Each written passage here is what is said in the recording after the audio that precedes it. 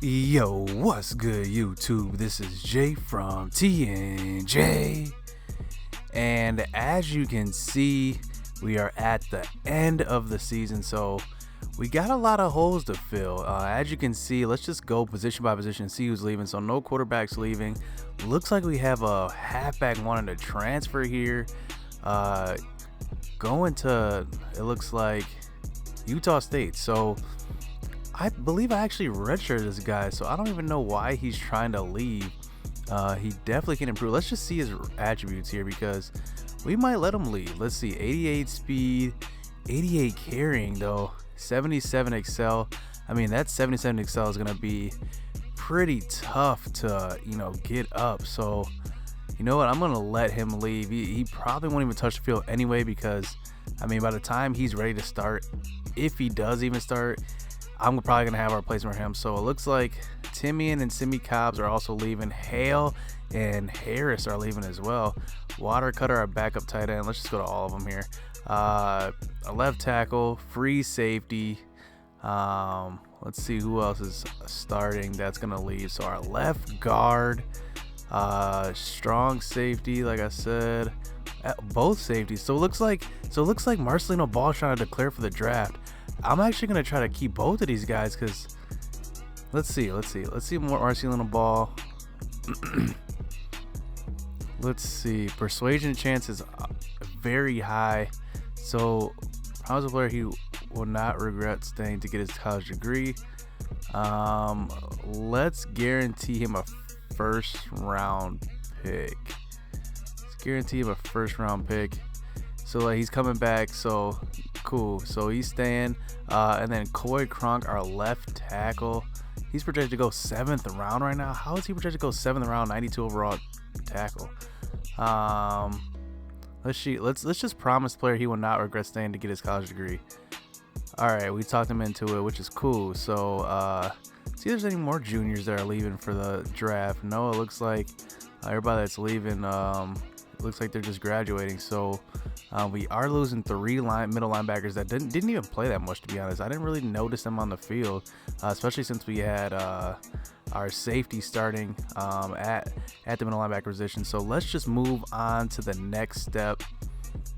So no transfers for us once again. That's pretty surprising because we started off as a low prestige schools, and now I think we're at 5 stars now. We'll have to double check later. But it's kind of surprising though. If you start low, usually when you're a lower school, you get transfers, but this time we didn't. So let's move on. So last year at this point, when we did have the offseason recruiting, we ended up losing some pretty big recruits, especially that running back. I forgot his name now, but we definitely lost him, which kind of hurt us because we wanted to have a second running back who can come in. Mike Majette was all right, but his acceleration was so bad that when he came in the game, it just like he didn't have much of an impact. So we definitely want to go all in on a prospect. Maybe not all the points, but most of them on one prospect. And the guy that I'm looking at right now is Josh Fleming. So Josh Fleming, it looks like he is a receiver, but we definitely need a guy to take over for the number 1 spot, Simi Cobbs. But also look at him. He looks like a quarterback. I mean, he's 84 throw power, 85 throw accuracy. So it looks like he can play receiver or quarterback. So maybe this might be a guy that we might end up starting if we get him at quarterback. We never know. But let's just go down the line here. So Dave Ferguson, looks like we are 100 ahead with him. Another receiver. We definitely need another receiver. This guy's going to be 77 overall coming in here. 93 speed, 87 excel. His catching is all right. I mean, it's just 77. Not really overpowering in anything, but definitely somebody we can use. Let's see. Darius Alford, outside linebacker. Looks like we're only 400 ahead with him. But if we're looking at his ratings, 80 speed, 88 excel, he's all right. Martel Cossey, this guy looks like, I mean, he's slower, 82 speed, so he kind of looks like a linebacker, to be honest. Maybe even a quarterback, actually. He looks like a quarterback. Throw power at 81. It looks like he can run the ball a little bit, but he does look like he can play a little defense too. So we'll have to keep an eye out for him as well. We do have a 1,000-point lead with this guy. We might need to go in with this guy just because, well, he is 79 speed, so I don't really like that as well. But we do need a safety to help with Marcelino Ball. Steven Chavis looks like he's there as well. This guy looks like a receiver. Definitely a receiver. Well, no, he plays a little defense. 80 man, 84 zone. So it's cool to have these athletes because you can definitely just utilize them wherever you see them fit. Anthony Freeman, a quarterback here. Looks like he's pretty decent. His carrying's a little down, but besides that, I mean, he looks pretty decent as a quarterback. A fullback who we kind of do need a fullback, but we don't really use fullbacks too much. So, I mean, the main guys that I'm really looking at, Josh Fleming, I definitely want to go in on him. So I actually want to put a good majority on him just because we can use him at like a lot of places. So let's actually put him up here.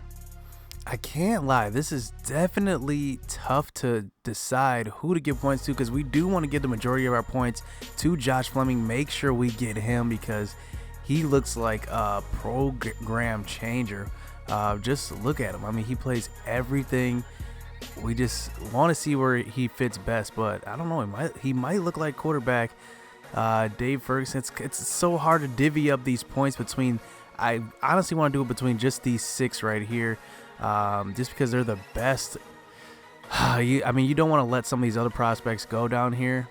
You never know. We might win them anyway with 0 points given to them and just by the bonus. But still, I mean, it's a risk we'll have to take because if we want Josh Fleming, we're gonna have to divvy up the points in his favor.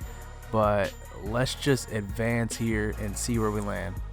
So look at this. Josh Fleming does commit to our team. That's pretty good for us. But if you look at Dave Ferguson, he's a receiver as well. He also committed to our team. It looks like they're already listing these guys. Josh Fleming at receiver, Dave Ferguson at receiver. He was a receiver anyway. But Terry Ward at halfback. It looks like out of those guys, these are the guys that committed to us. I'm disappointed, man. I didn't get the safety that I wanted.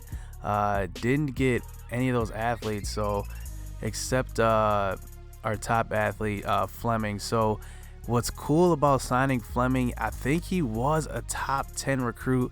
Our first 5-star commit. So let's just look at where we line up as far as top classes. Remember last year we were top 30. This year we are 15. So let's get it. We do sign a 5-star, 6 4-stars, 7 3-stars.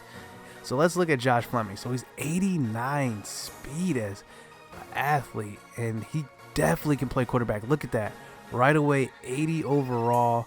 80 overall as a receiver as well.